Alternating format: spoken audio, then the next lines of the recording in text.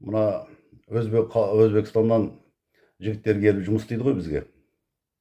Россияға барып істейді. Соны кейбір арсыз адамдар жұмысын істетіп ақшасын бермейді. Не болмаса жартылай береді. Не болмаса алдап, жаман істедім, жақсы істедім деп неше түрлі себеп тауып ұстап қалады ақшасын көбін.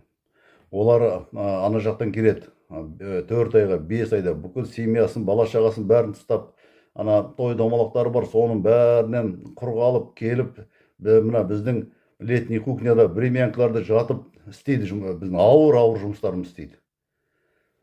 Келіскен ақшаны беру керек. Бермесек, ол жарайды, кетті, қарғысын айтып кетеді. Ол қарғыс шығады, сен өзіңе тиеді, не болмаса жанұяңа тиеді. Ол қарғыс бір.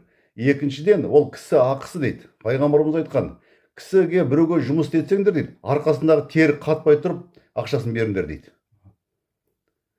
Зарықтырмай, бітірді ме, рахметін айтып тұрып, алақанысында кеудені қолын қойып, ақшаны беруің керек.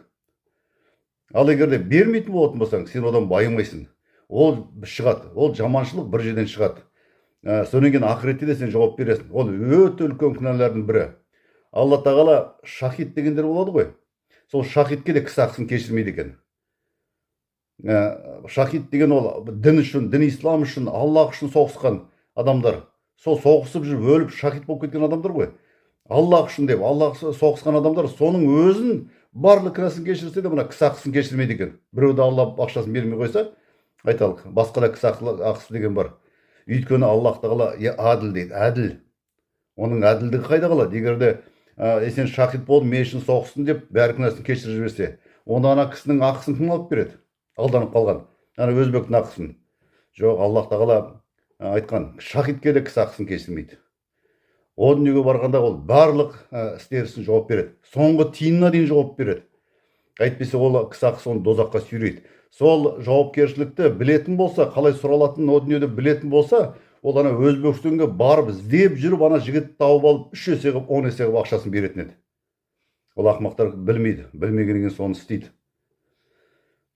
О дүниеден әр тиын үшін жағынан алады ғой, ана алданған кісі ақымды қайтар деп. Егерде жинаған сауаптарын жоқ болатын болса, бар болса сауабын бәрін бересің. Сауаптан айырыласың, сонен қайдағы сен жәннатқа барасың. Егерде сауабың жетпесе, сен оның істеген күнәсін өзің мойнына аласың. Әділдік деген сол. Ол жақта барлығы үлкен сот тосып тұр бізді бәрімізді. Сол соттан аман қалайық. Мына жарайды, Россияда христиандар бар, олар алдайды, олар білмейді, шариғатты білмейді, ақыретті білмейді, кісі ақысы дегенді білмейді дейді. Біз қазақпыз ғой, біз мұсылманбыз ғой. Адамгершілік қасиет деген болу керек қой, ар ұят деген болу керек. Сенде бар бала-шаға, ода да бар. Сол тиын тебен үшін жанұясын асыраймын деп келіп отыр ғой. Сондықтан оның бір тиын жемеңіздер. Сіз ол өзбекті алдасаңыздар, оған қиын қылмайсыздар. Ол аштан өлтірмейді Аллах тағала оны. Сіз өзіңізге қиын қыласыздар. Ертең ақыретте сұрауы қатты болады. Ең жек көрінішті адам боласыңдар о дүниеде.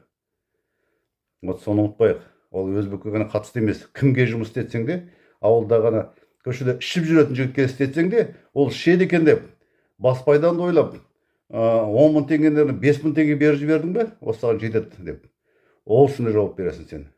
Ол ішіп жүрсе, өз күнәсін өзі көтереді.